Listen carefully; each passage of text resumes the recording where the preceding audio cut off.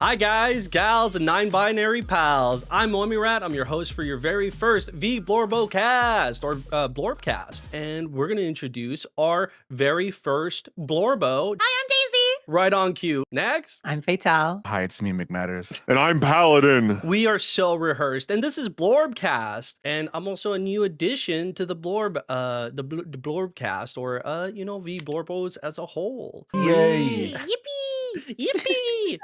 We have a whole bunch of stuff to talk about and why we're doing what we're doing because, vBlorbo is kind of a new thing.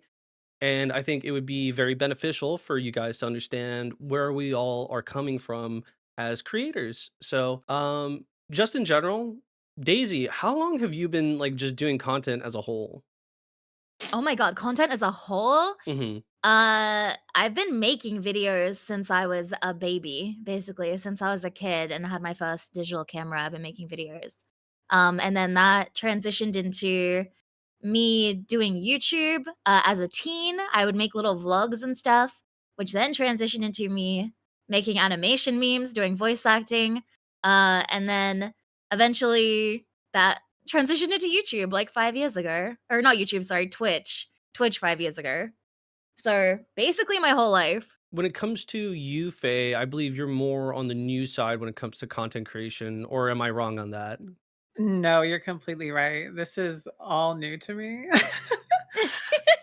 Welcome to the content creation grind, Faye. Thanks. I'm still figuring out what I'm doing, you know? And next on the roster, we have Matters, who I don't know about content creation, but you've definitely been making stuff for people. I believe in the content creation space, or is this something new for you too?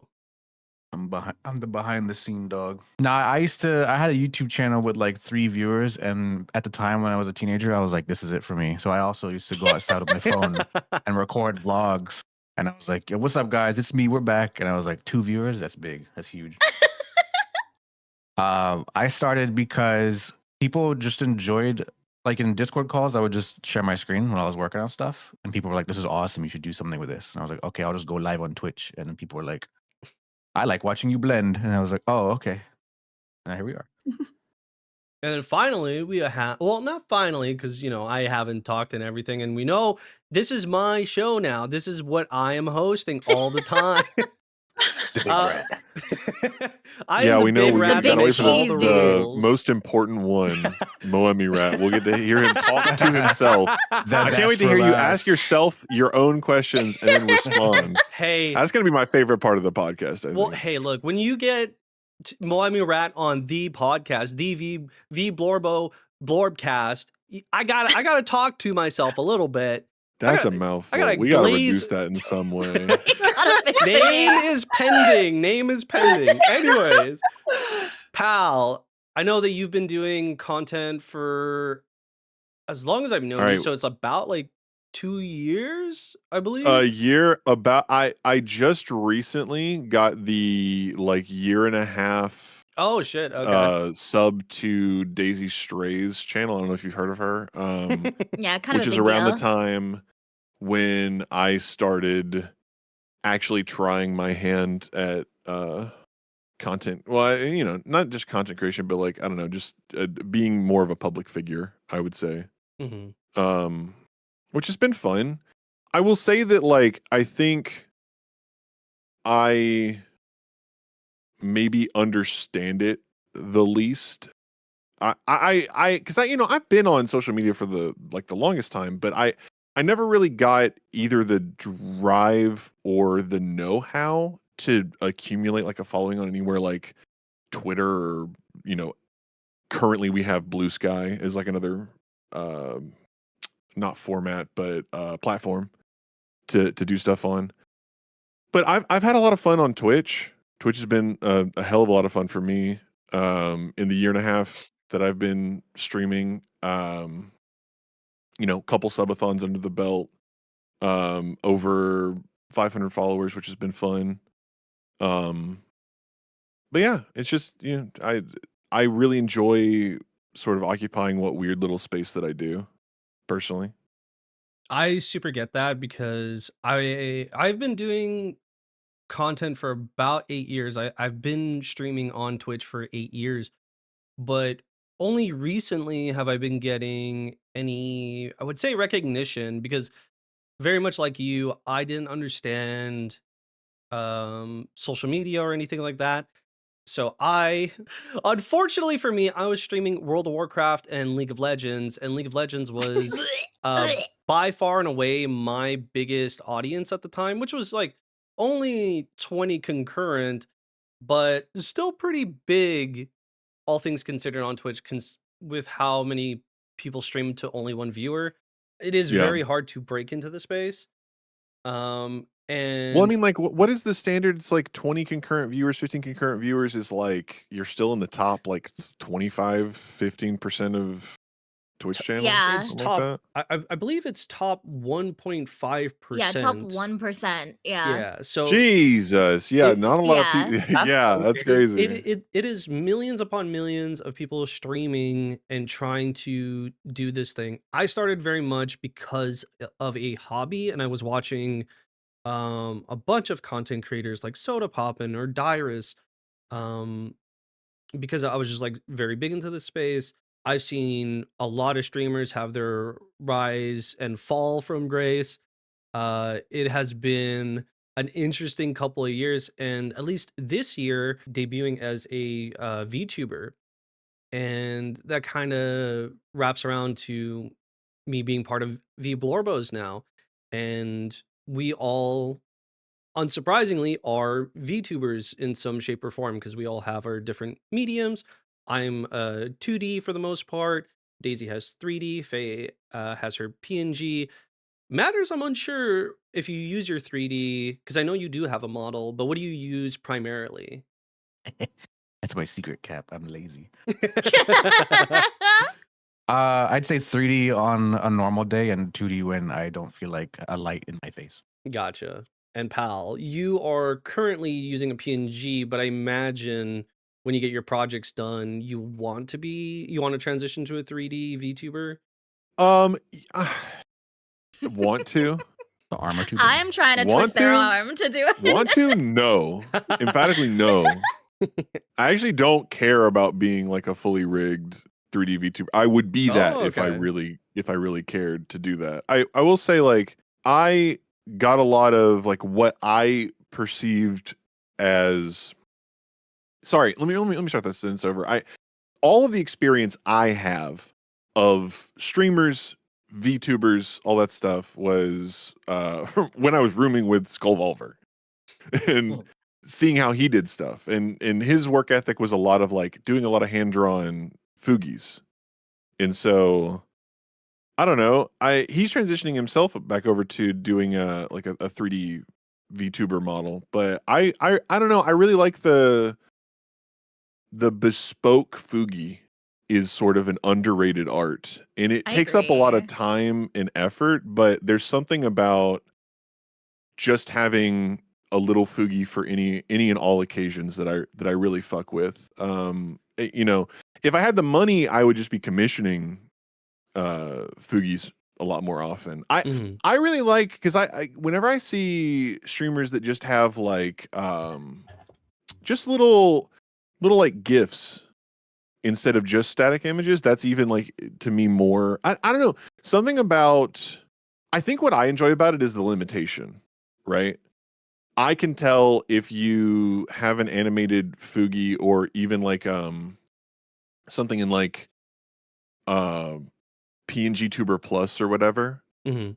that you had to put in a lot of effort for just this one instance, right? It's sort of, I'm not saying that 3D Fugi, they're not 3D Fugis, 3D models or even live 2D models aren't a ton of effort. I know for a fact that they are a ton of effort, but it's where you're putting that effort, like, because to compare, it's like to have a Fugi for every occasion means that you have to every week or every other week come up with another cool looking Fugi, or for a live 2D model or a 3D model, you have to spend a lot of time or money or both over like a long period of time to have your new look cohesive and cool looking. You know what I mean? So I don't know. It's I guess where you want to put your effort, where you want to put your money, stuff like that. But I think that people who consider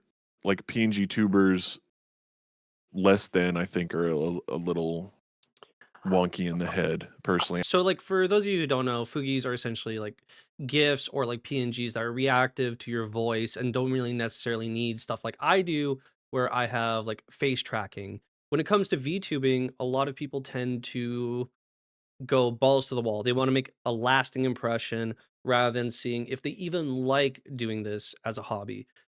I'm a big believer of when you come into streaming. I started doing this because I loved games, and my number one goal as a streamer was to show people, hey, I'm really passionate about this game that I'm playing and I'm trying to get better at, or I want to hop on to a different game, and maybe someone shows up that they don't know if they are going to like this genre or like that game, and they, I don't want to say like get influenced, but they see me having fun, and that kind of goes over to them. They get to have their own experience with that.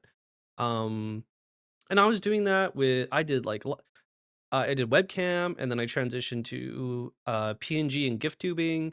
Then I did live 2D, or I did 3D modeling, and then I did a live 2D model, which is what I'm doing now. Um, but the biggest problem with upcoming VTubers or people who want to get into this space is they'll drop like 10 grand on a model, and they don't get the audience that they want. The effort that you put in gets really shown, and people will get attracted to you based on your vibe and how entertaining you are rather than how shiny your model is. I When we think your talk model about stands out. when we talk about like the draw of whatever your content is, it can come from, you know, personality, spectacle, technical skill, how like however you want to draw people, but you have to have like a draw, right? Yeah. And I think that one thing that, you know, talking about using like PNGs or a more budget friendly options, right? I think you should first and foremost stick your foot in the door when it comes to content creation, or at least in the streaming space. Just be present. You know, you don't have to wait until you spend 10 grand on a model. You don't have to wait until all your, you know, UI and layouts are perfect. Be here first and foremost. Be around, talk to people, make friends, be personable. You know, have a good time, and then tack on, build as you go. I would say is my favorite way to do stuff. You know, For me, I'm someone who's like extremely self-made. I have a very creative background. I have a degree in art and animation. And that's where my passion kind of lies in this field. What got me into VTubing in the first place was back when Kizuna I started. She was the first VTuber ever. It sparked like this inspiration and this passion in me that nothing else had really done. It really grabbed me. Like, what do you mean I can be an anime character and also be myself and an entertainer online, you know? And Said so, what? yeah, I was like, what the how is this a thing? And so, that was like, oh my god, like 10, 15 years ago now, which is insane to think about. Um, and then VTube has only existed in the Japanese space for I think 5 years. They didn't really come to the West at all. And back then, it was all very like based on you have to be a certain level of production quality. You have to present yourself as like a Japanese idol. You have to hold yourself to all these expectations. But with it transitioning into the West, I think it gives people the freedom to be more creative and break that mold. And especially in recent years, people have really been going out of their way to push the boundaries of what VTubing even can be. You know, like different art styles. It doesn't typically have to be anime. I think like I have friends who don't use any kind of picture at all. They are just a voice streamer. If we're talking specifically about VTubing, I think, yeah, like literally just the way that you can get creative with just a Fugi is so fun, so versatile. Like when I was making my way to present myself, I made a Vroid first of all, because that was the only thing that existed back then. which is like a 3D software that's free. You can create your own anime model based on like a base. It's essentially got like character creation sliders, but then you can create clothing and hair and stuff on top of that and texture it yourself. So I made my first model myself, captured it in VC Face with my webcam for face capture. So you really don't have to have a budget. Like I did that in my free time as someone who had never touched the program before, didn't know what I was doing, still can't do 3D work.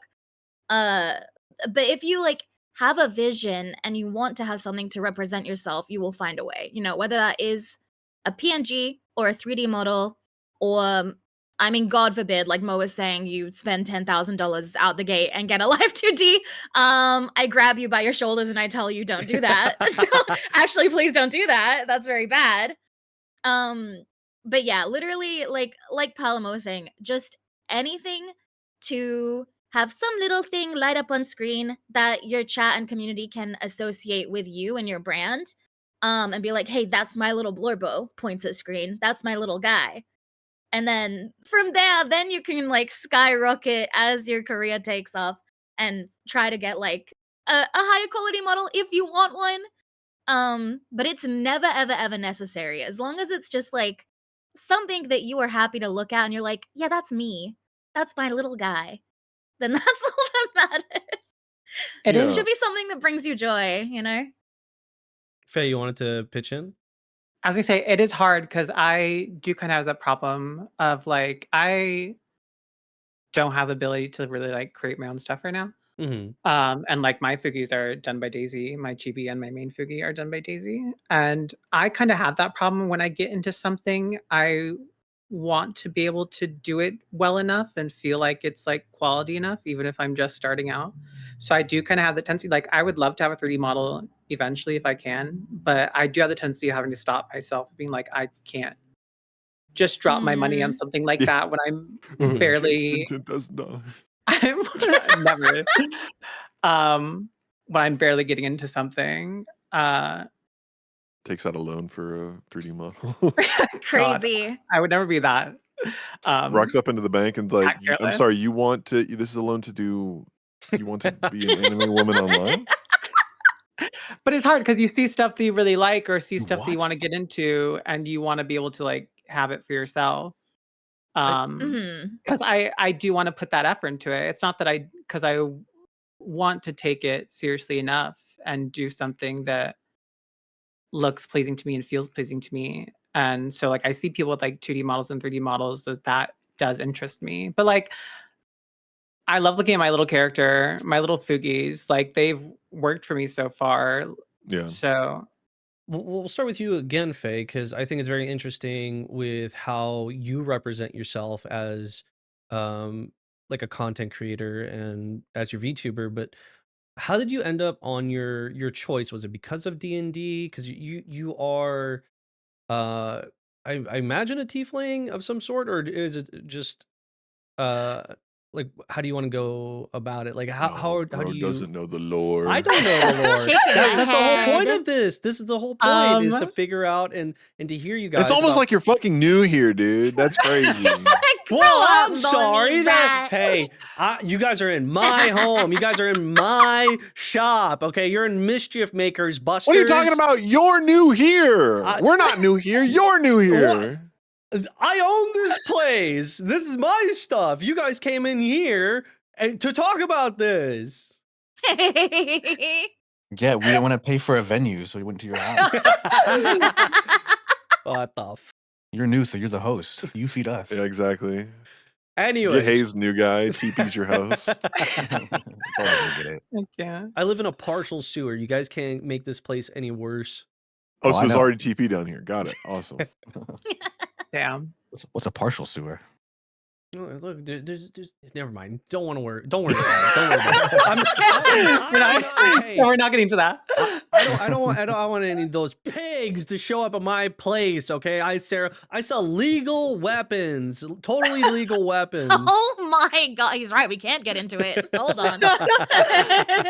Guys, why didn't we get a Stop it. hotel? I can't afford that. I could barely afford rent here.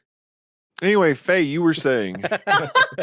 I was saying, damn. Okay, I didn't realize I'd be going first on this. I liked the image of general, like wanting to be some sort of creature. I like general image of usually like demonic girls and stuff like that. So that was when I was making the actual image of my character, I was kind of just putting together a creature I imagined. I didn't really connect to being a tiefling specifically. I get people see horns and a tail and people know D&D so well now that they're like, that's a tiefling, but I wasn't really going off of being a tiefling. Um, I consider myself a changeling, and the reason I picked that is a little sappy and dramatic. Uh, I've always loved like fairy tales and folklore and fantasy stuff in general. Any sort of like witchy supernatural stuff, I'm such a sucker for. Um, and that's like a lot of my childhood and growing up. I was drawn to that sort of stuff, and specifically, I'm trans. So if anybody listening to this didn't know that, but the way I grew up was being very super aware of my body and also being like disconnected from my body and having to grow up being like keeping up certain appearances, key appearances that you don't really feel are true to you or represent you. And Mm.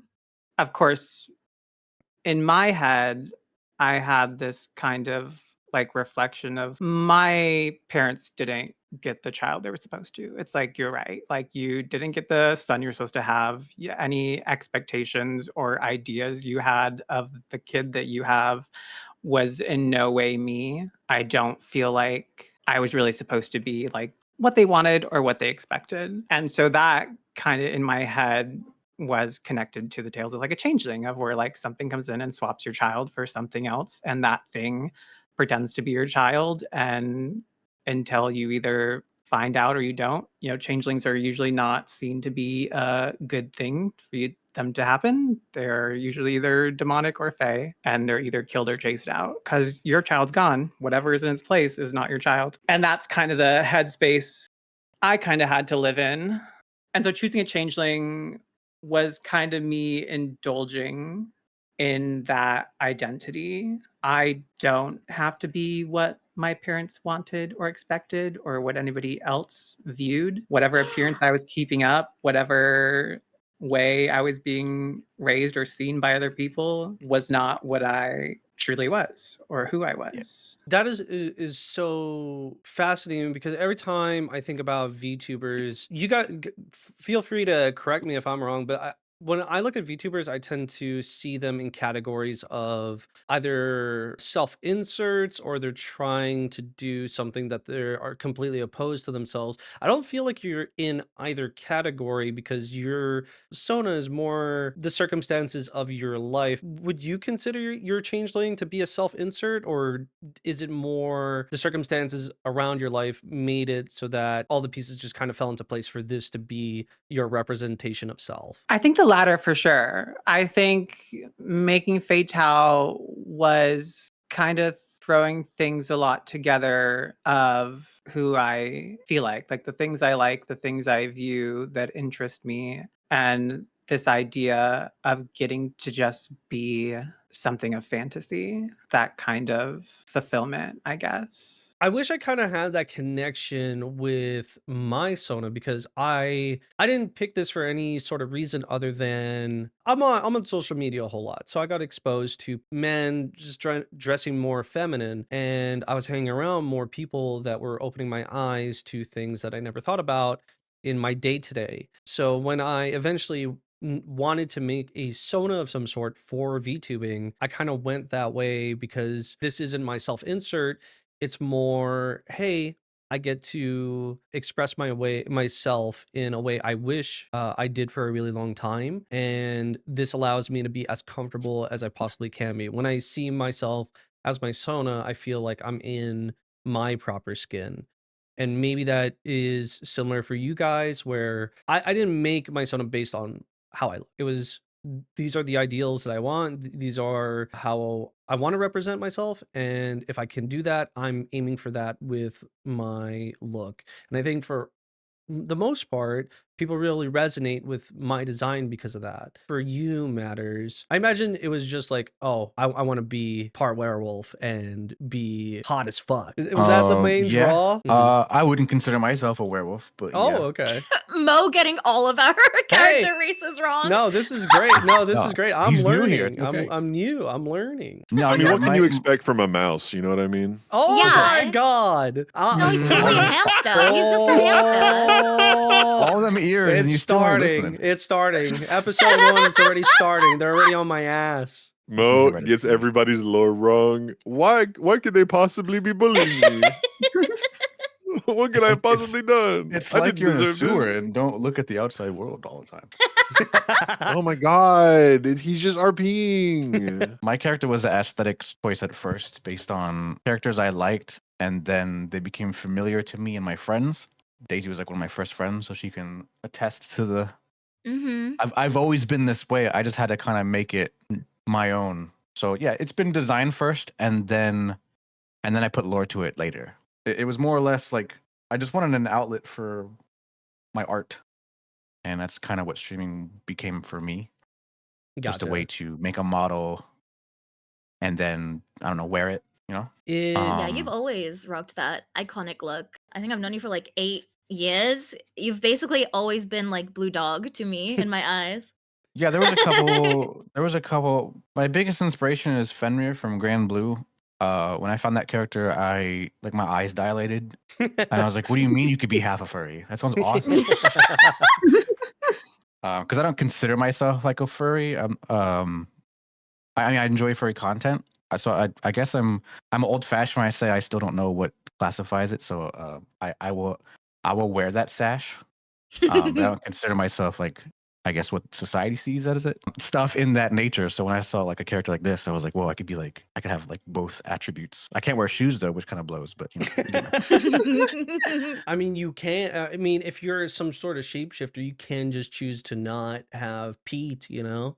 So I'm actually a shapeshifter in the other way, if you want to get into it. But Oh, okay, that makes sense. like Faye, I took my lore into a real life scenario using things I like. So I'm a big Norse weeb, right? I've studied more Norse mythology than the Bible growing up. Because my parents grew up Christian, so I was like, yo, the Bible's cool and all, but like this Odin guy, you know, he's done stuff. He's done stuff. I like lore like that. So I kind of took it into, because I enjoyed Fenrir, people were like, are you Fenrir? So I had to kind of come up with lore, and I was like, no, I'm not.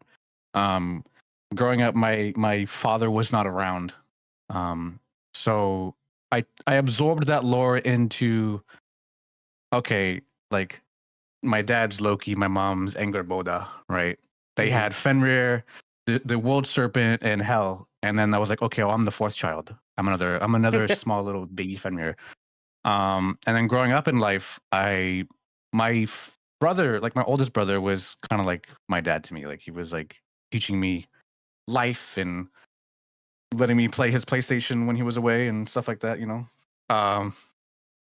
So in like a Nordic sense, I was like, okay, well, Fenrir is like raising me, and because we share the father of Loki, he was kind of teaching me shapeshifting, but I'm not very good at it.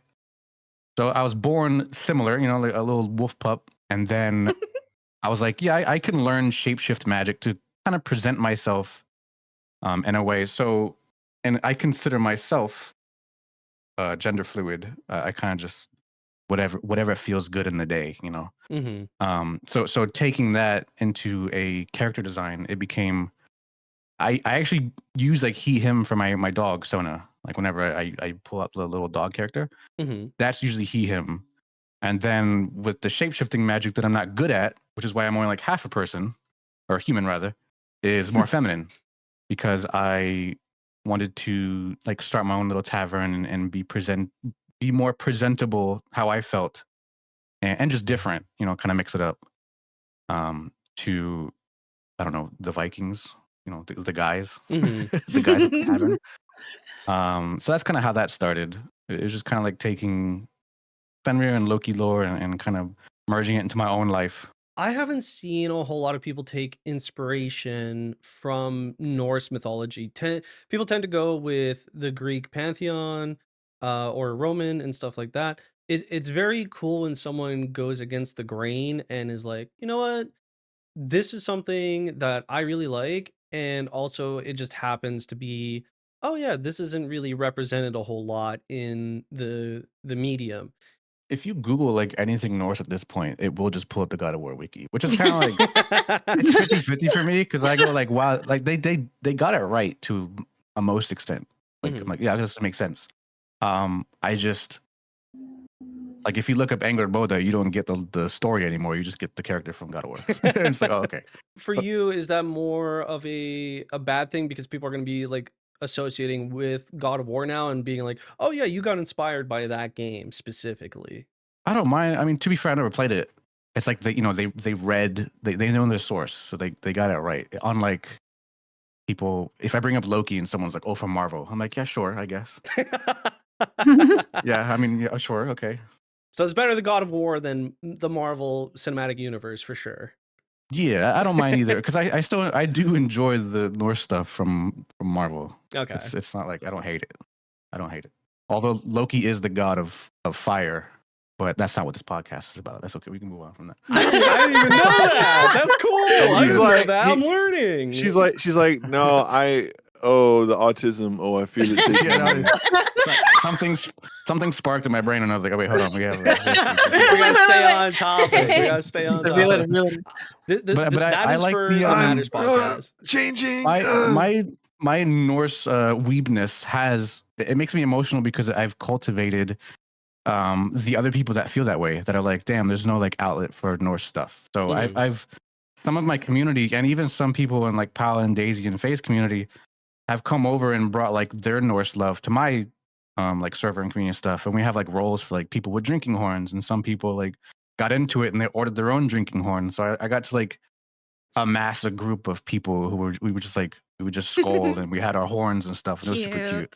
Pal next, or aka Full Metal Paladin. Everyone knows your whole inspiration was by Full Metal Alchemist, right? He has to get one in Way for to start it off. everyone. How much time you got? man. How much time you got? That's crazy. I don't know. Go to hell. I think is the first thing, first order of business. Go to hell. I mean, like, I guess I'd be lying if I didn't say that I think Alphonse is cool. He's a big armored guy, you know, Love baller, Alphonse. game respect game. Is he armored or armor? He's armored. He's a big armored guy. No, I think the biggest inspiration for my presentation as Full Metal Paladin, as PAL, is Z-001 is probably Destiny 2. I mean, like, he's straight up. This is just like me being able to be my Destiny 2 Titan all the time. But lore-wise, I mean, it's like I got really inspired to do my own, Destiny OC. And this is a thing that you can certainly relate to, Mo, is your guy came from a Lalafell in Final Fantasy 14. Same hat. I got really inspired by Siva since, Bungie wasn't doing anything with that concept.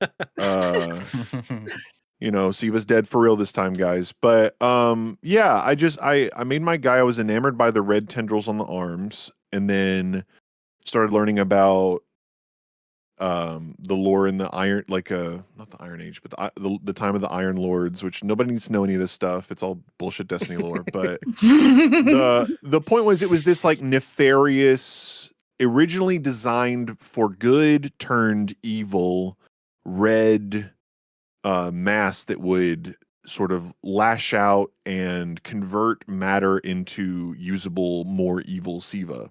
And I really liked that. I really liked that concept. I like the idea of being a guardian, because here's the thing. I really like villains. I really like bad guys, but what I like even better than a villain is a good hero. I love a good hero. I'm a sucker for good guys. I love good guys. Villains all the way, dude. You got to be I team grew up villain. well, that's okay to be a loser. I grew up watching Villains are fine. I grew Villains up so with sick. Go ahead. I grew up with comic books and fairy tales and Arthurian legends and stuff. And so there's nothing better than a tragic hero in my personal opinion. I like also the concept of a character who is misunderstood or, inherently toxic to the world that they are in and yet has a heart to want to do good things. I was going to mention this earlier when we were talking about getting into the VTuber space, getting into the content creation space, however you want to say it. I kind of view it as showing up to the table and making everybody talk to you about your cool action figure.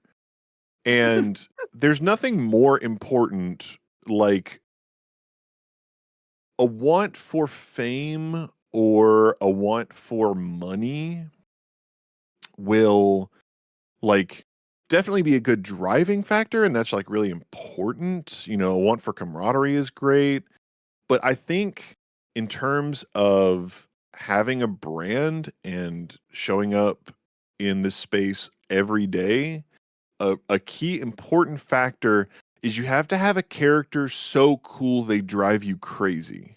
I agree. Right? I You absolutely have to agree. have like a design that you wake up every day and think about, that you look at your character design when you turn on OBS and you go, oh fuck, I'm so cool. Wait, that's You know what I me? mean? Yeah. Exactly. Wait, that's me. I That's And me. always I get get that's that. really like Paladin is my Destiny 2 Titan. He's Venom. He's Sabretooth, but only in his comic book costume. He's Ultraman. He's a little bit of Common Rider. He's just, whatever Awesome. I think is cool rolled into one guy. You know what I mean? And And that's really where Pal comes from. And then like the lore oh my god, pages of I came up with notes. the concept. I came up with the concept for Pal first, right? And by that I mean I was helped. I don't want to take sole credit for this. Mhm. I had some friends help me come up with this design and get here. I wouldn't be. That's another important thing I would say in terms of this is that one thing that I hate is when people try and pretend like they got where they are all on their own. You know what I mean? I have Pal and love Pal because of some friends who helped me design this guy and listening to me rant and rant and rant and rant and rant about the things that I thought would be cool or were cool in a character concept. And it's my favorite thing to do. I think, because I was around for the creation of Fatale, I can point to Fatale and be like, I remember helping with that. Yeah. That was cool as fuck. I love to affect and be affected by my friends, and that's one of the ways Pal is here. My lore comes from when I did that Remedy subathon, and I got obsessed with Alan Wake and mostly the control lore about like all the different altered items and altered world events and stuff like that. I really enjoy the concept of, um, you know, Alex Mercer. well, yeah, Alex Mercer's in there somewhere. It's like I don't know, when I think about Blorbos and when I think about Pal more specifically, it's like I love the concept, even if it is make believe and a bit of pacifying wish fulfillment. I really enjoy the concept of just going against authoritarianism. You know what I mean? Mhm. And as cool as the control universe is, you know, the bureau is like a governmental agency. They're they're going out in the world, and yeah, they're harmful things that they're detaining, but I think that I grew up around a lot of freaks. I grew up around a lot of freaks and weirdos, and those are the people that I love and cherish the most. And we're just in a time where freaks and weirdos are still being persecuted. It's like we grew up with bullies in high school, and then those people became politicians and got places of power, or started working in companies, and everybody's always trying to fucking put other people down. And I just, It very much feels, I don't want to, like, pun intended, peel off the armor to, like, kind of really examine who you are. But when it comes to your Sona specifically, I think you try to embody being that type of hero, or being like you are proud of who you are and how you've come to be who you are. yeah. And I think it's very interesting because the way you talk about it, when I check your streams, you seem very welcoming of a lot of people. And it feels like I'm welcome there and that's my home, because I am a bit of an outcast. I never was really in the mold of whatever school groups or friend groups. And I was always trying to find people like me. And when I check your content out, I think you do a very good job of being this uh kind of like an all might figure of, hey, it's okay to be a little bit off the wall. It's okay to be different than everybody else. And this is like a safe space to just exist. I think that's Well, fantastic. and I appreciate you saying that. I think that when Full Metal Paladin, a lot of the times, the bane of my existence is that the only main portrayal of paladins in media is that of cops. Yeah. When people hear a paladin, they think that, like, lawful good, and they're going to be the no fun character at the table. But the crazy thing about paladins is they're charisma casters, so they have to fuck. You know what I mean? Like, if you're playing a paladin as a cop, you're just doing it wrong, because they got no charisma. Your auras are abysmal, dog shit at that point. I like the concept. When you were saying that, I was like, for me, it's not really about even necessarily being like an all might figure. A cool thing about a paladin is they're really good at fighting, but they're also really good at battlefield support and healing. And I just really want to be somebody who can help you on your way. A paladin shows up when you need them the most, when you're at your lowest. And that's really, I can't guarantee that I'll be that for everybody, but that's what I like to be. I like to be around. I like to make sure people know that it's okay to keep going. Like, we got this, as it were. Who will help the heroes when they're in pain? Well, Well, yeah, I mean, I don't pretend to be, like, again, I tend to try and be a bit laid back, but I mean, Faye and Daisy know that I definitely have days where I'm like, hey, I can't be it today. Most days I'm them, but today I'm slime on the floor, actually. I think pivoting a little bit, I do want to hear Daisy's whole deal, because you are by far and away the most experienced one at the table when it comes to both content creation and doing VTubing as a whole. And it's very easy to look at your Sona and be like, that's just a white and green cat. But Yeah. I know your lore has so much more to it. And how did you, I guess, finalize? Because you do go through a lot of different iterations with your, I don't want to say costumes, but like your designs. So how did you figure out, like, was it different sections of your life that you fell more in love with certain sonas, and then you had like an evolution to what you are now and what you want to be, I guess? Um, yeah, my perspective is definitely a little bit different from the rest of you with how long I've been doing this kind of a thing. Because even before Twitch streaming, when I was a YouTuber, I had like a Sona that represented me. She was like a purple haired Android bunny girl. Not to dox myself, shut up if you know, don't talk about it. But But and, like, just throughout my life, I've always had different fictional ways to represent myself. I've had, like, a succubus persona, I've had, like, everything under the sun that interested me. I would draw myself as that creature, and I'm like, "Okay, that is me." And I think that stems from, like, a much more personal place, as well, as some of you, because, like, growing up, I forgive me if I get a little bit emotional, it is very personal to me, but I also have felt kinda, like, on the outside of everything. Um, Someone who is, like, easily likable by people typically, but that's because I'm always putting in maximum effort to be likable. Um, because I don't know, I have had a very rough upbringing that has ended with me kind of just despising who I am physically as a person IRL. I don't like having a body. I don't like knowing that I'm here. I don't connect. I have like really bad body dysmorphia, a plethora of mental health issues. Um, so anything that I could do to distance myself from my physical being, I would do growing up.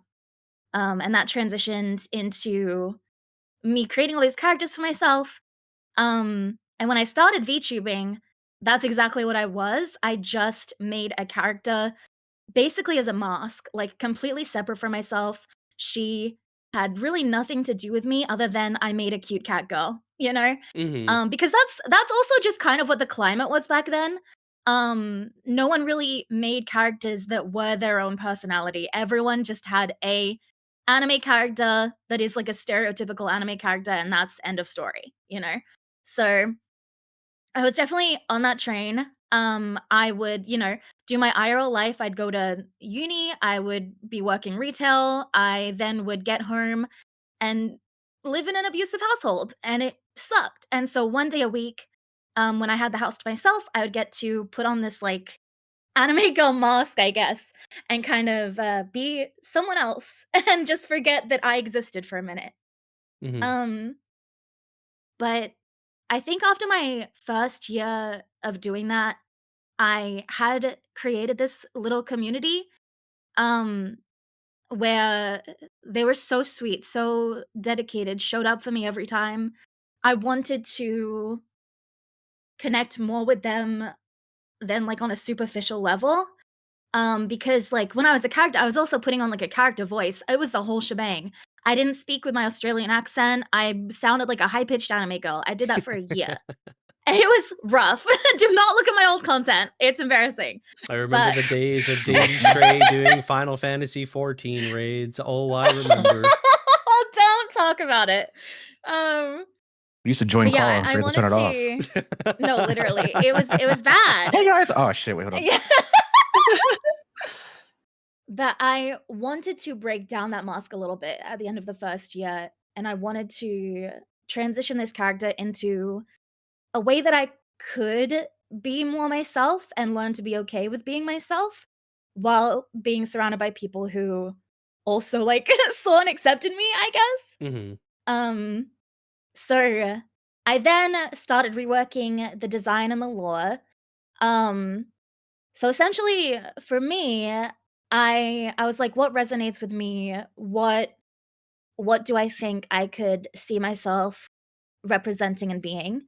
And so I thought of Schrodinger's cat because growing up, I've always loved thought experiments, especially from like the old DS game 999 is where it started. It's like a really, really, really old one, where that's their whole thing. It's a lot of like psychology. It's a combination of like reality with the fantastical. It's still escapism, but it's more grounded in reality. And so the idea of Schrodinger's cat as a creature who is like neither alive nor dead, is both participating in society, but also on the outside of it. Um, and as someone who is like, I don't know, just kind of like doing their best, they Mhm. they are in the circumstance, um, and whether they are alive or dead becomes irrelevant because now it is something different. Mhm. And that really resonated with me.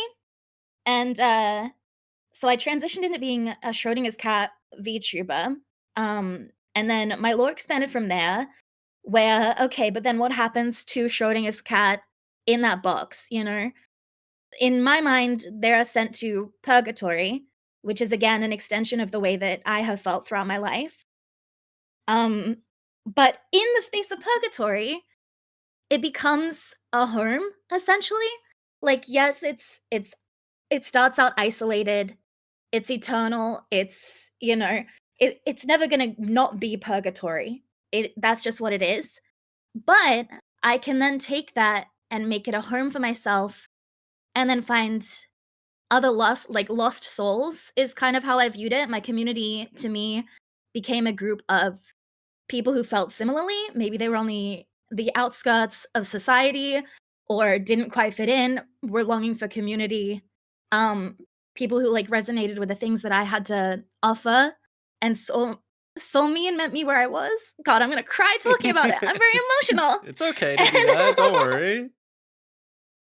um, but yeah, it became something very personal to me. And so I created this home for lost souls that or like I call them stray souls Mhm.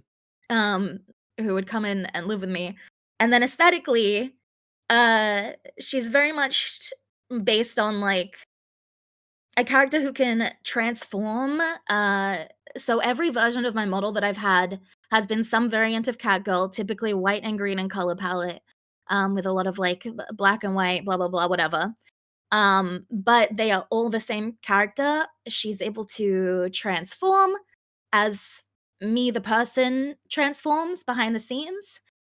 Because I don't want to be put in a box. I don't want to put myself in a box. I don't want to be stuck any type of way. I want to be me, but I want to be able to, like, I guess, express every different facet of me that I've kind of kept hidden from the world.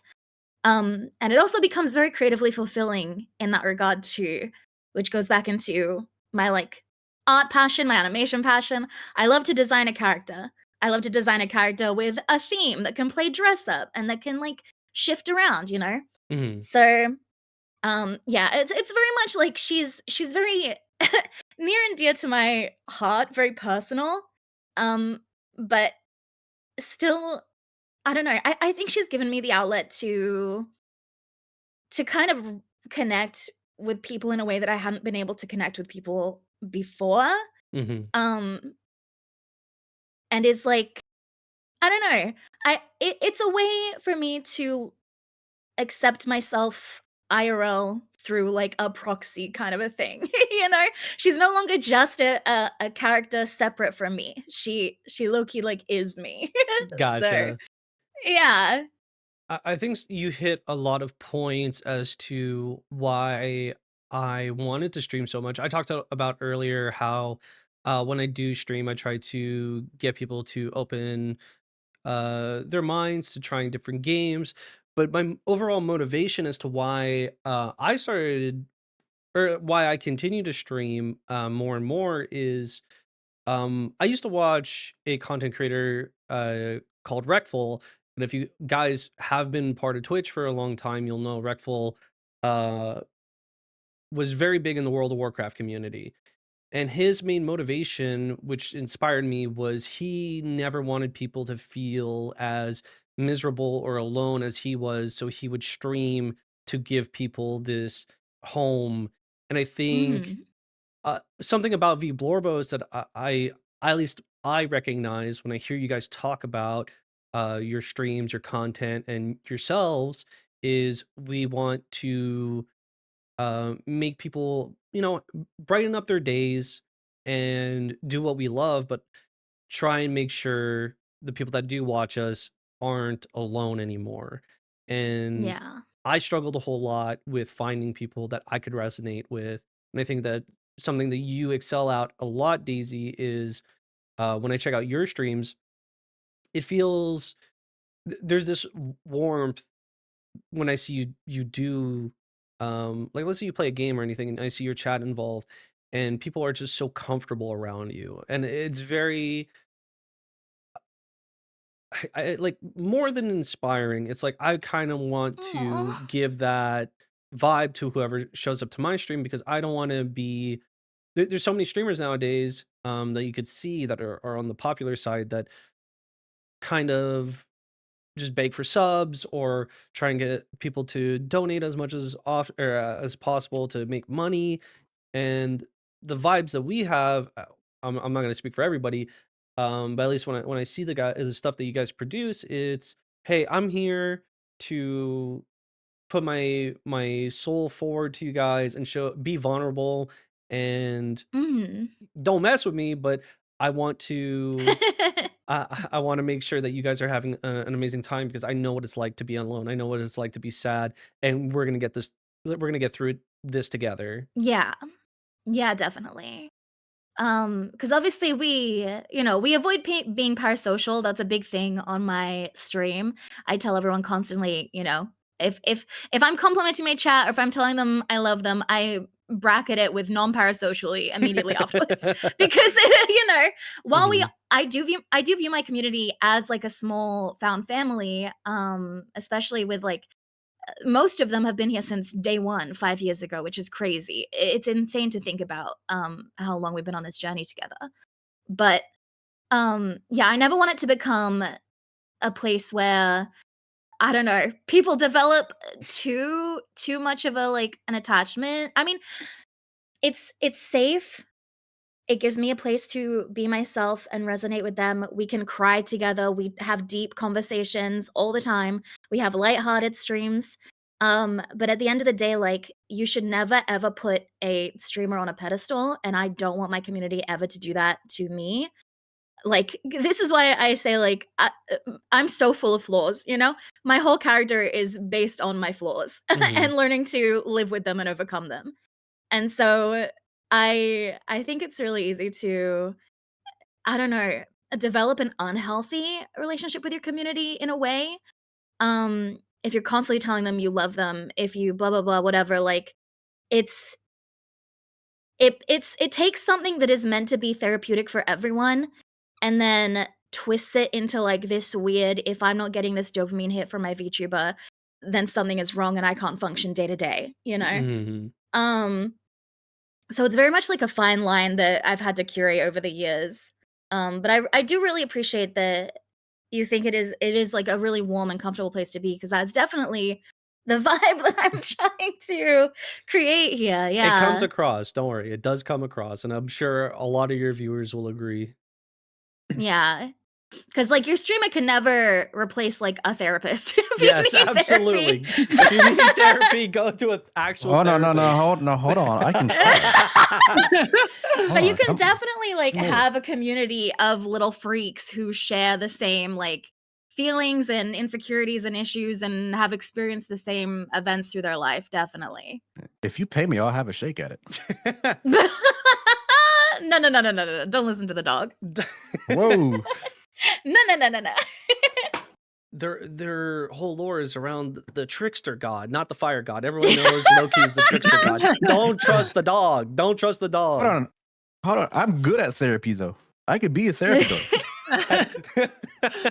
You did talk about it a whole lot, Daisy, but I want to give you a proper floor to express. VTubing, it very clearly means a lot to you, but in a way Mm. where you attached yourself to doing this so that you found a place that is I won't say like a new home. But you did I mean, mention it found basically family. is. Yeah. Because like I said, my home life growing up was, less than ideal, and that lasted all the way until I was able to eventually move out of my home thanks to VTubing when I was in my early 20s, or early to mid-20s. And it is literally because of VTubing that I was able to get out of that situation. So I genuinely owe my life to VTubing. Both Um, scenarios are still a cardboard box though. yeah, the home that we're living in is a cardboard box in purgatory, but we've made a home. Um, but yeah, it's like I said, I discovered it when Q's and I came around in uni. I then did like university projects on VTubing. I created a character even back then. This is talking like 10 years ago. Maybe longer. And I did like turnarounds. I did a whole thing. This was before it even became a thing in the West.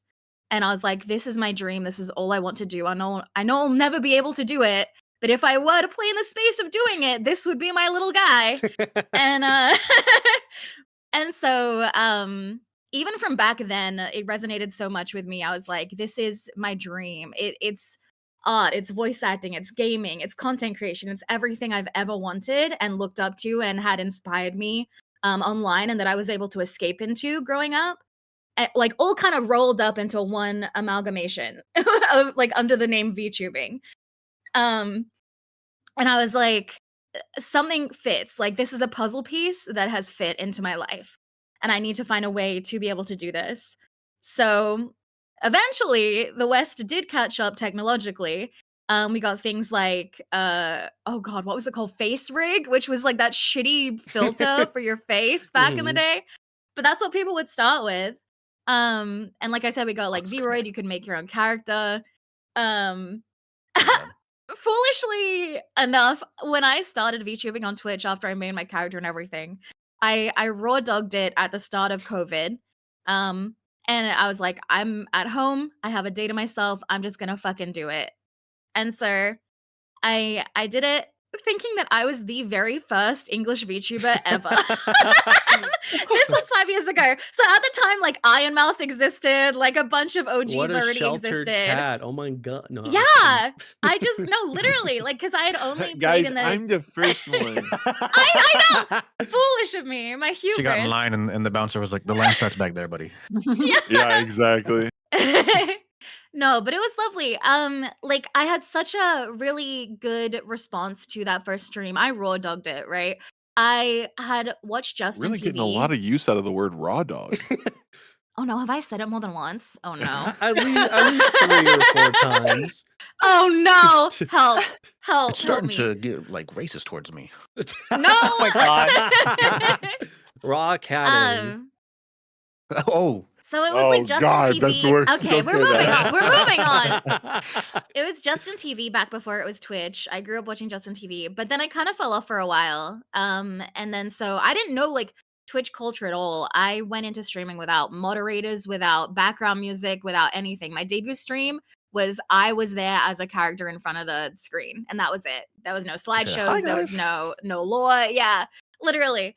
But I had a crazy turnout and then a crazy dedicated community after that. And the community back then was so welcoming and inviting. Not to say it isn't now, but it is definitely like oversaturated now to a point where it is very, very hard to break out and make that like foundational community. But back then, all VTubers basically were friends with each other. It was a very small handful of us that existed. I would say like probably 20, 20 VTubers at all back then. Um, and we were all in this little tight knit community. We all gassed each other up. I started with people like Snuffy and Haruka and like just a bunch of people where we were all in this like little friendly group. And then obviously that is just going to transition over time, but I'm still friends with those people even if we're not hanging out all the time. I still consider them like very dear to my VTuber journey. um the community was very tight knit and niche. VTubing was something where I could, yeah, like play video games, voice act, do art, blah blah blah. It was everything. It became everything to me. I lost myself in it. I was doing like a game dev job when I was starting. Again, like yeah, retail. I was at uni, I graduated. I left basically everything. I left everything behind for VTubing. I put every single cent that I made in my first year of streaming into a fund to get out of that abusive home. My chat literally funded me, like saving myself and being able to do this full time. I literally owe them everything. Um, and it is something that I want to do forever, ideally, like until I die. This is my biggest passion in life. I have really found my calling. Um, it is it is something that I cannot envision my life without now. It is so dear to me. With Daisy being a veteran or like veteran in the streaming sphere and VTubing Why sphere. are you laughing?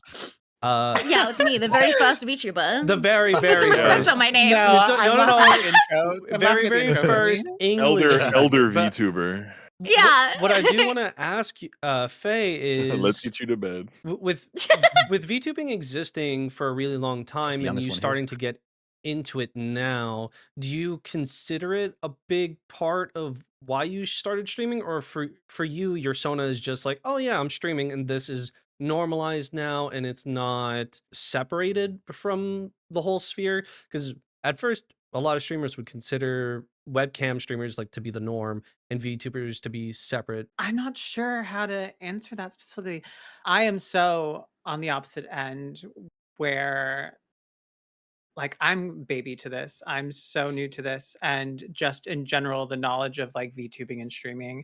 I knew about streaming in general, but I didn't really watch any streamers before. And I wasn't really in that space online either.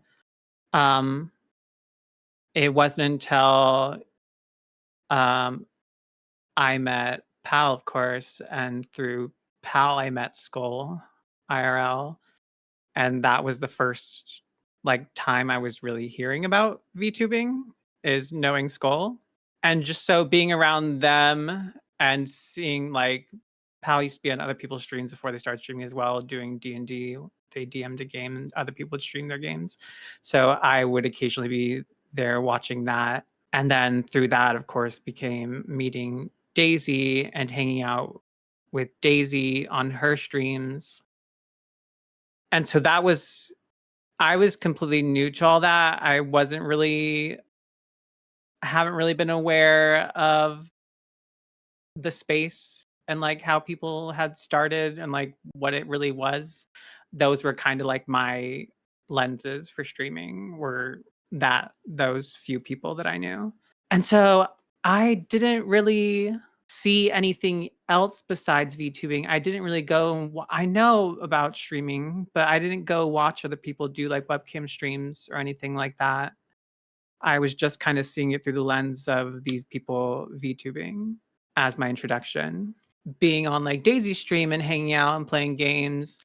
And then when Pal started streaming, being on theirs, that's just where it kind of started me learning about it and getting a feel for what it was. Of course, I wasn't streaming, I was just a guest on these things, but kind of being in that space with people, like watching and seeing people in chat and seeing Daisy do her thing, seeing Pal do their thing. Had a lot of history of performing in terms of like I did theater starting in like middle school, did that all the way through high school and college. And I, after college and stuff, I did like drag for a bit, performed in that way. The space of performance has always been where my heart is at. And having that kind of creative outlet of like doing drag and making a persona there and performing as that person, acting, getting to perform as like a lot of different stuff and just playing in those spaces. I had kind of outside of college when I was done with theater and I was still pursuing acting for a good bit, but then a lot of like personal stuff hit me that got in the way. And then COVID happened and I kind of lost that outlet and that kind of passion, like being able to like invest my time and energy into something. Then my life kind of just became about like picking myself up from a lot of personal stuff and like moving out to a city I liked and, you know, getting a job to support that life, getting myself stable, starting transitioning medically, to where I was so focused on that for the past couple of years that I was really missing having those sort of creative spaces. And so I think like when I would get to be on stream with other people, it was kind of giving me that feeling again. Where I was like, oh, this is another entertainment space that I hadn't really seen, kind of sparking that kind of joy for me of like being on for people and being a bit of an entertainer, seeing other people play, embody these like sonas that kind of sorry. Sorry, that was No, me. you're fine. My roommate's dog that kind of grabbed my attention. And so it like slowly kind of creeped into me of being like, could I do this? Like, could this be a new thing that I try out and like put energy to? Is this like something I'm missing that I want to explore? And there's a lot of things of it too, because like it's not just performing, but a big thing of what I loved about doing theater and acting and like doing drag and stuff were the communities and the environment being in those spaces. Like I loved being in a dressing room, getting ready with people. I loved being backstage with other drag queens, like doing my makeup and shit, and just being in that kind of space with other people who are doing it. And I think like getting to hang out with Pal and Daisy so much and like getting to interact with their communities was kind of giving me that feeling as well. So it's kind of just hitting a lot of things for me that I was missing. I think took a hold of my attention of being like, this is something I could do still at home in my space when I had the time to still feel like I was getting out there, like I was getting to perform a bit. And I remember Pal was the first person I told that I was kind of having that creeping feeling. And I was like, what if? And they were very supportive of that, and they joked about being like, "Yeah, I get it. You like attention. You want the attentions," and which isn't wrong, I guess. I do like attention, but That I sounded so bad. And they joked I like, "Yeah, you fucking would like attention, wouldn't you?" I they're guess it's very more well, what I'm hearing is you got to participate as I don't wanna, like, call it, like, being a sidekick to their streams, but you were participating in their streams and, like, communities, and was it the like, did you get the courage from being there to do your own thing, or was it you decided off stream, like, "Hey, I have all these experiences in my life where I was doing it back in school, I was doing drag for a little bit, and the whole concept of I want a costume that represents me the best it can, and trying to do this thing that I see both of them doing, and trying to make my own like carve my own corner of the internet."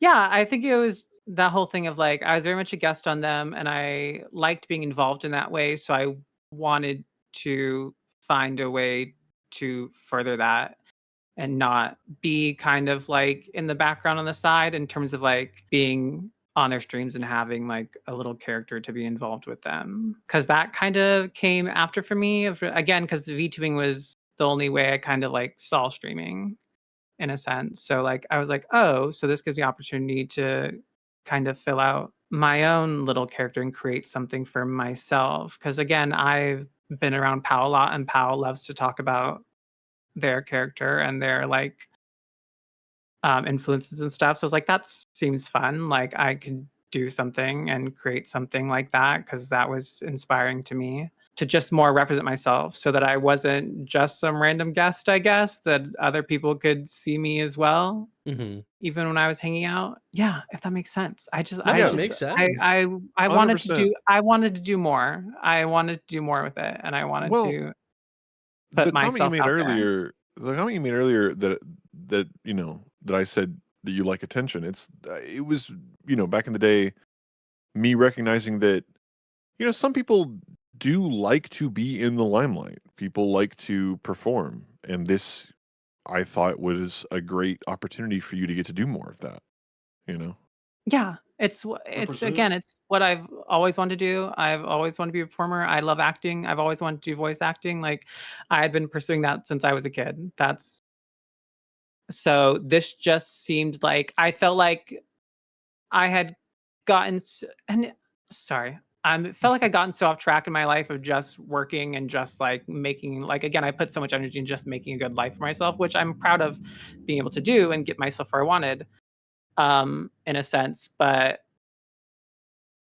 I had kind of dropped that side of me that was getting to perform and getting to feel like my heart was getting expressed in that way. And so this seemed like a new path opening. So I was like, it can't hurt to just see where this leads.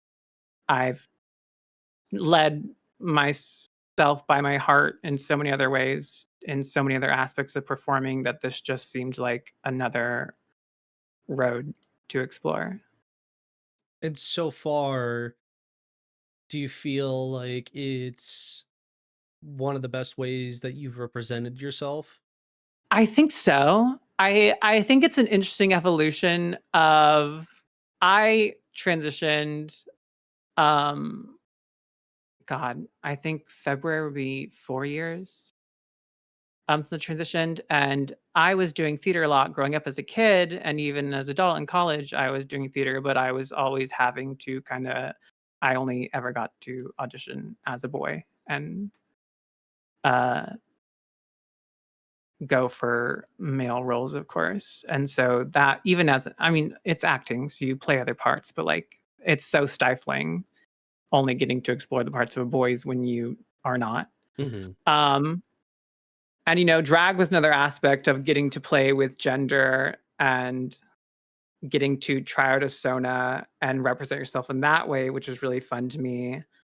And so I feel like it's kind of just been stepping stones of like Fatale is just another way of representing myself that's a little more of a step up of kind of just mixing where I'm at in my life and also my experience of being online and on social medias and other stuff like that, of just getting to be this person behind a screen but representing myself still really honestly.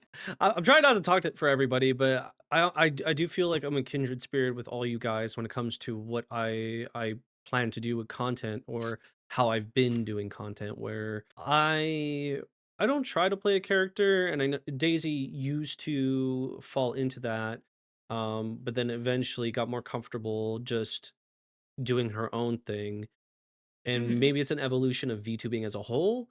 Um, I think it is, yeah. but more than anything, people love honesty. People love seeing VTubers acting, or just streamers as a whole, being unabashedly themselves and showing that off, because that's how you're going to connect with the most amount of people. And I don't know if you feel the same way, Matters. On, like, we talked about how you fell in love with Norse mythology.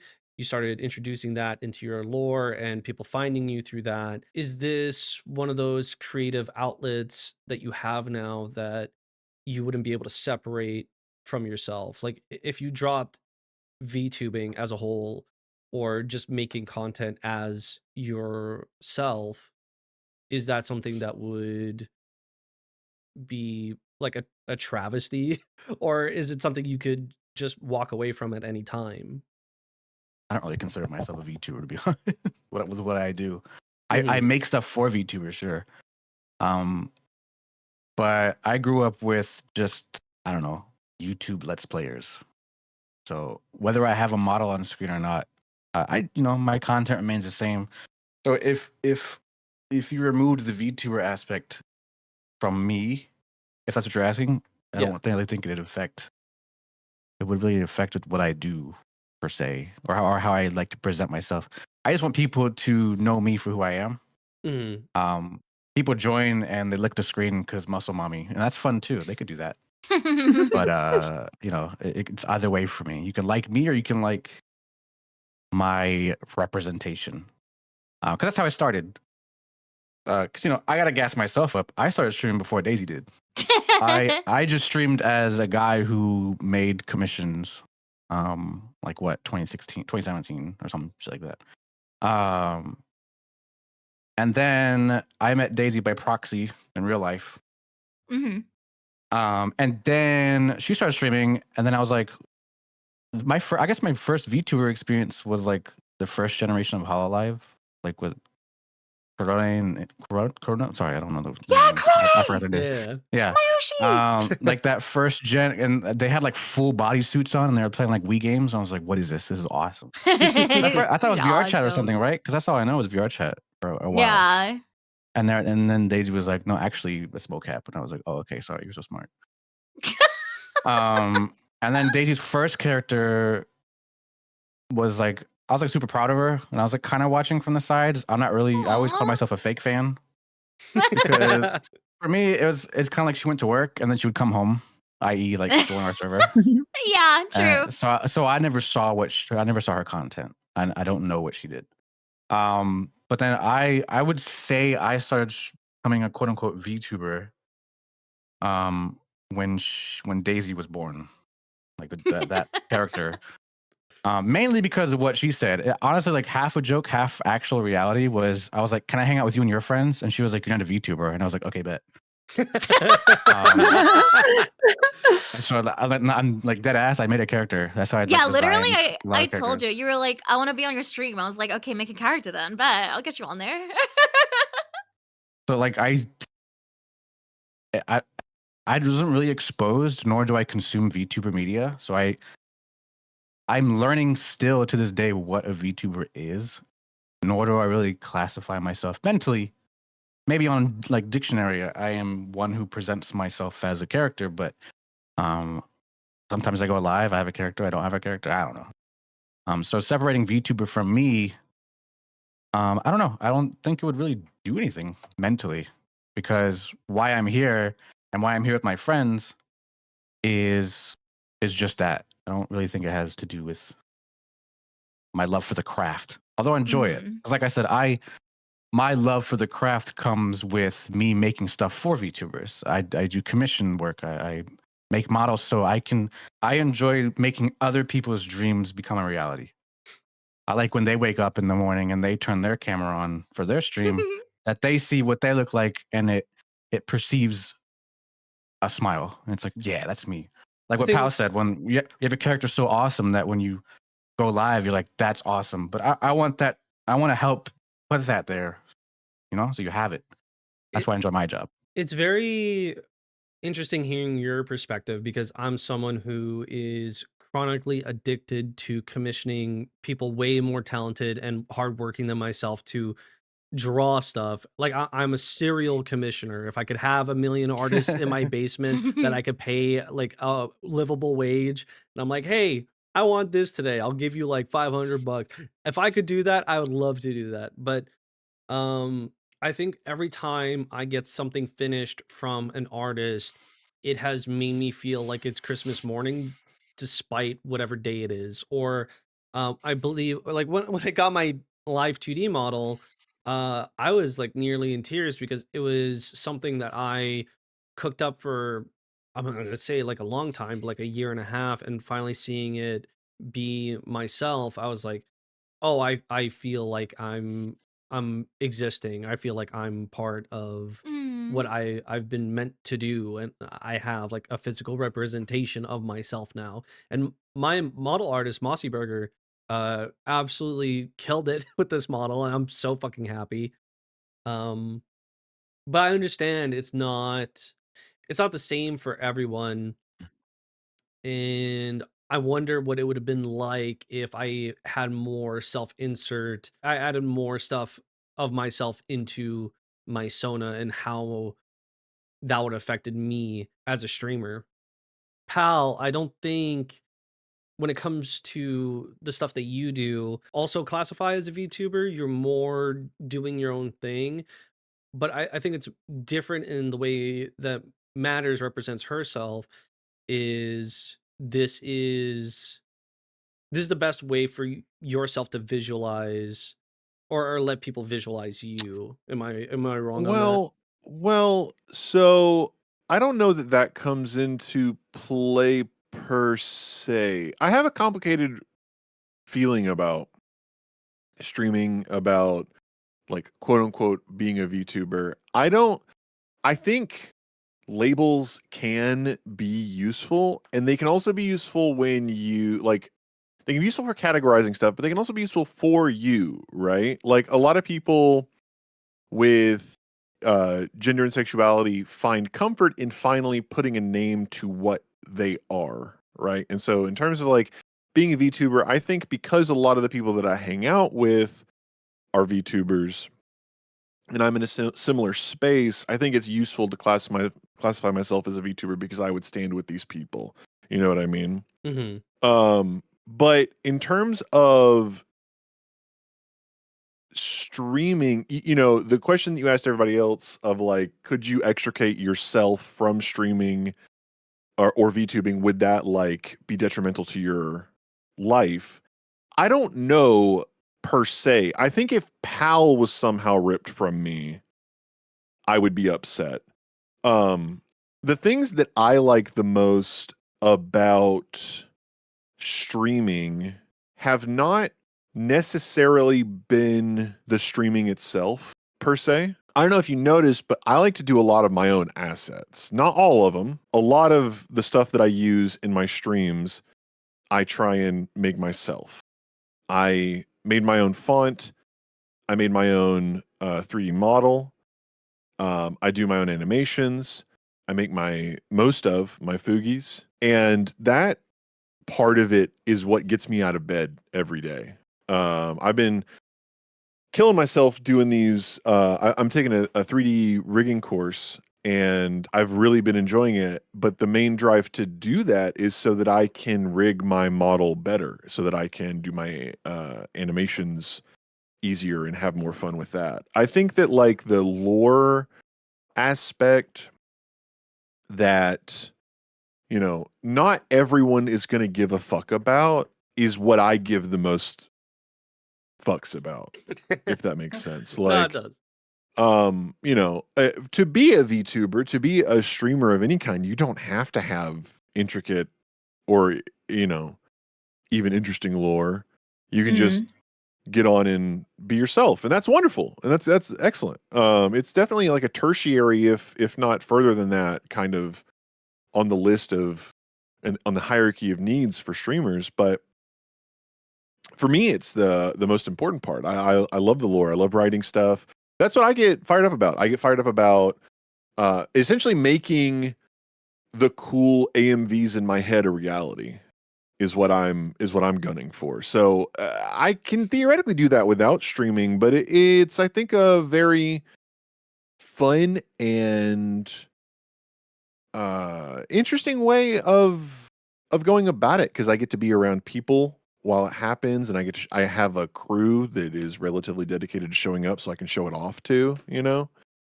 I mean, theoretically, I could just be a YouTuber and just make YouTube shorts and stuff like that, and just make animations and whatnot. But I don't know. I like getting on and working with chat, having somebody to hang out with while I go about crafting things. I mean, don't get me wrong, I do a lot of video game streaming, but that stuff sometimes can feel like more of a job than opening Blender to me. Oh yeah. Not always, but you definitely need to have that entertainer mentality going into it. I totally get where you're coming from. At least for how I feel about getting onto stream and doing my own thing. Getting on and making sure people have a place to call home for a little bit while I'm online is super important to me. I think it's incredibly draining to try and be your best self possible on stream, and sometimes being vulnerable, sometimes not. Really depends on what the stream calls for, but Yeah. I I mean, get for what you me, mean. some of my favorite streams have been where I've gone on and said, "Hey guys, I might not talk all stream, but I turned OBS on, and so here we are, and I'm working. And if you don't hear from me, good, I'm busy." We could finish this off, but I do want to hear from each of you rather than just VTubing as a whole. If people are listening to this and want to pursue what we've been doing, like getting into content creation, do you think it is a viable option for people to try to get into the space, or is it just don't rush into it, treat it like a hobby, or what's your personal feelings about content as a whole for whoever wants to go first? I can tell. I have things to say. I think that Yep.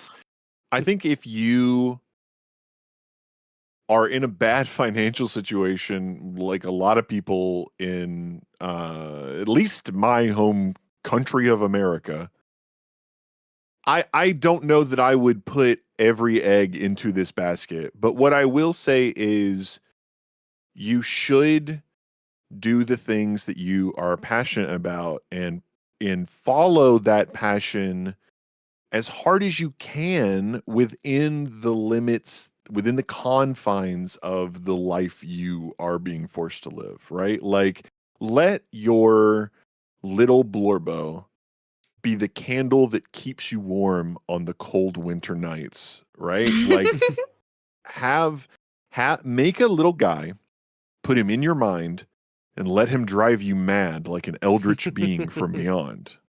Yeah, I mean, I agree. I say, honestly, if you're watching VTubers and it resonates with you and you think, I want to try it, just go for it. Literally, there's no reason not to.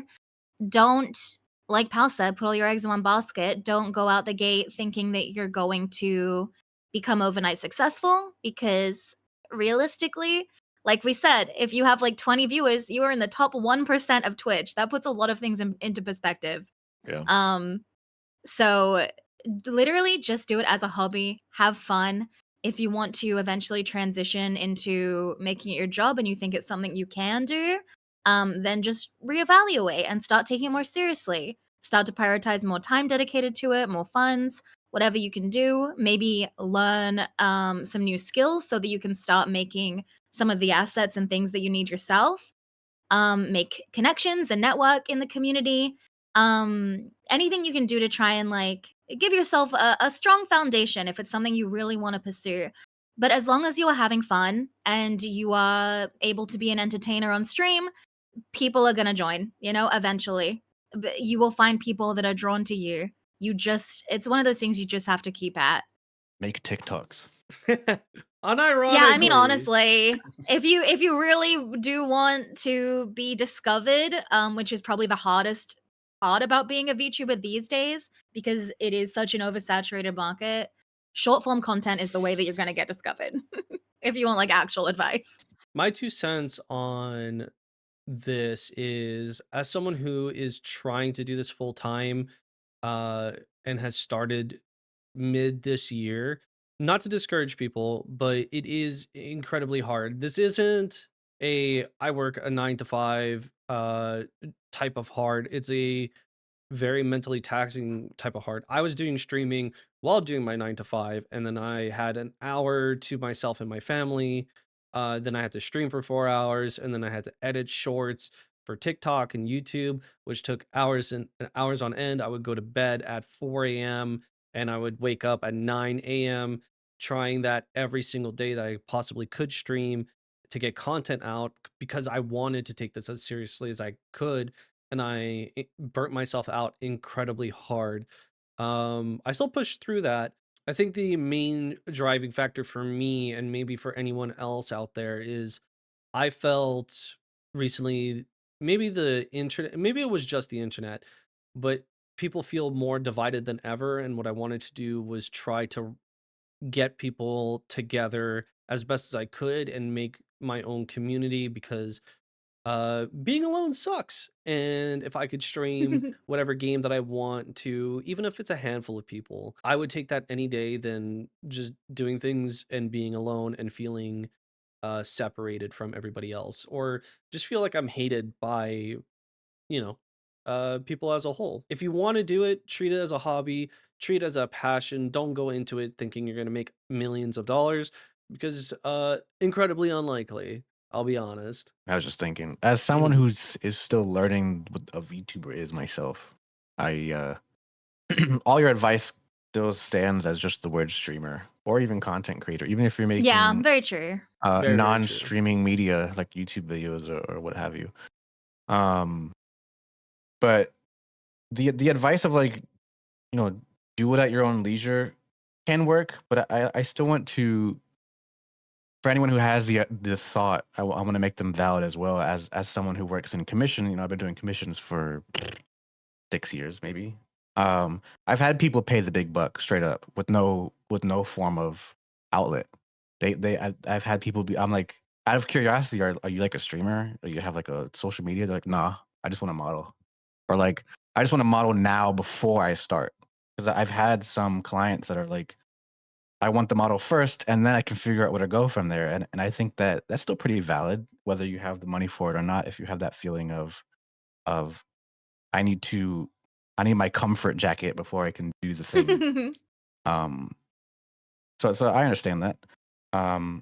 It's okay to kind of get what's the phrase, like, get all your eggs in a basket, some shit. Yeah. Is something there? Kind of collect your resources, have your theme, have everything ready to go, and then you just kind of shoot it like a shotgun. And you're like, boom, here I am. Well, no, Follow like me. that's fine. That's valid if you have the money for it. But the to use the going back to the phrase, don't put all your eggs in one basket.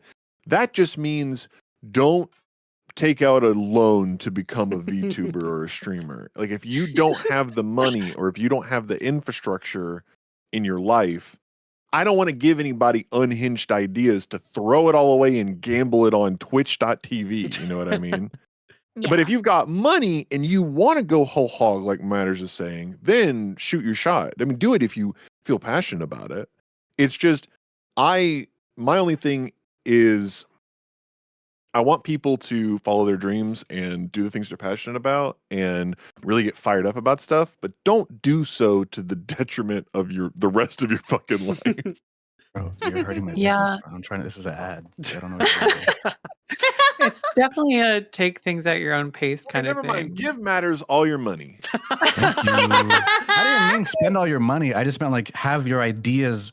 Like, I'm not saying go live, start streaming, and then figure out what kind of VTuber you want to be. If we're going on the VTuber side, if you're just streaming, yeah, do that. Find out what you want, get your overlay. You know, I've had friends just have 20 different overlays throughout their streaming career. I mean, Daisy, I agree with what Daisy said, as it should be a hobby first. Definitely. It was a hobby for me. I worked at a grocery store. I hated it. And I got to the point where I didn't have to work at the grocery store, right? But just to reiterate, I don't mean, take a gamble, take a loan, try, give it a shot. But yeah, just to clarify, yeah, I mean, like, gather, if VTubing is what you want to do and you want to have your character ready, like, in your head, and you want to have, like, your overlay and all your little sub badge doodads, which I don't even have, like, ready to go, then it's okay to gather all that and wait a little bit if it's what you are. There's no better time to start doing it than as soon as you feel ready to do it. Yeah. You know what I mean? Yeah. I echo that 100% agree.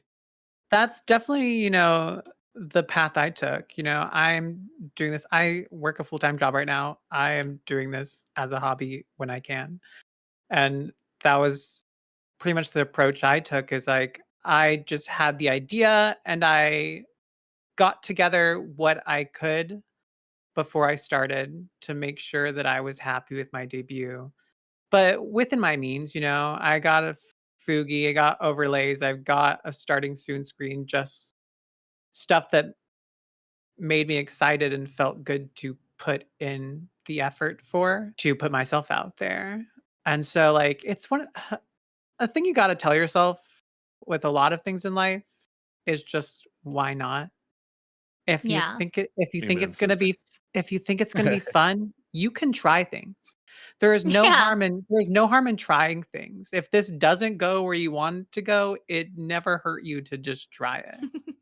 I'm a regular guy. I can try VTubing. You are